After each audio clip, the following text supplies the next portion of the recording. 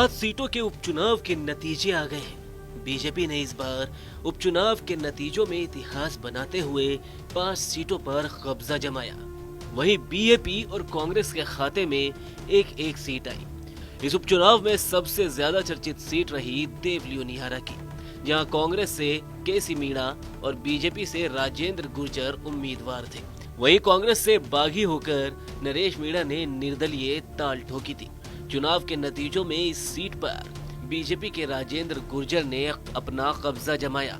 वहीं कांग्रेस के उम्मीदवार तीसरे नंबर पर खिसक गए, जबकि कांग्रेस से बागी होकर चुनाव लड़ने वाले नरेश मीणा 59,448 वोटों के साथ दूसरे नंबर पर रहे।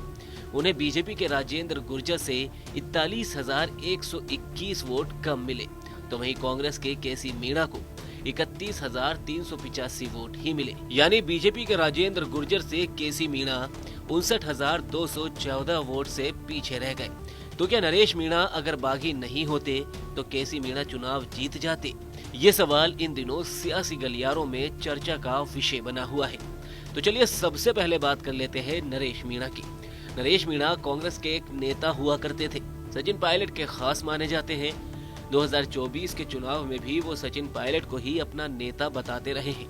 नरेश मीणा ने पहली बार 2023 के विधानसभा चुनाव में छबड़ा से कांग्रेस के टिकट पर चुनाव लड़ने की मांग रखी थी, लेकिन तब कांग्रेस ने उनको टिकट नहीं दिया था, जिसके चलते नरेश मीणा ने बागी होकर चुनावी मैदान में उतरना सही समझा, लेकिन वो यहाँ तीसरे नंबर पर रहे। बागी होने के चलते कांग्रेस ने इनको पार्टी से बाहर का रास्ता दिखा दिया। लेकिन 2024 के लोकसभा चुनाव से पहले नरेश मीणा बीजेपी नेता प्रहलाद गुंजल के साथ कांग्रेस में शामिल हो गए। प्रहलाद गुंजल को कांग्रेस ने कोटा से टिकट दे दिया। नरेश मीणा दौसा से टिकट की मांग कर रहे थे और जब कांग्रेस ने इनको टिकट नहीं दिया तो एक बार फिर नरेश मीणा ने बागी होकर दौसा से लोकसभा चुनाव का नामांकन भर दिया।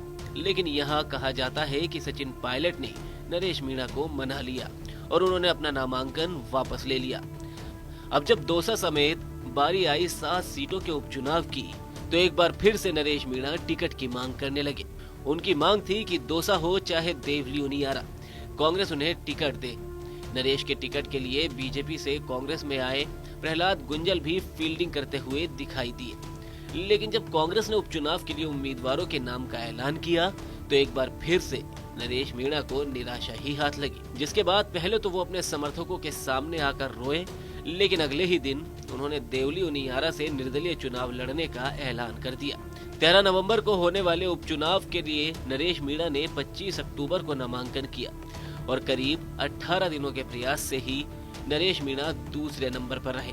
अब नरेश मीणा ने कांग्रेस का खेल खराब किया या फिर कांग्रेस ने नरेश मीणा को टिकट न देकर अपने पैरों पर कुल्हाड़ी चला दी, ये कांग्रेस के लिए चिंतन का विषय है।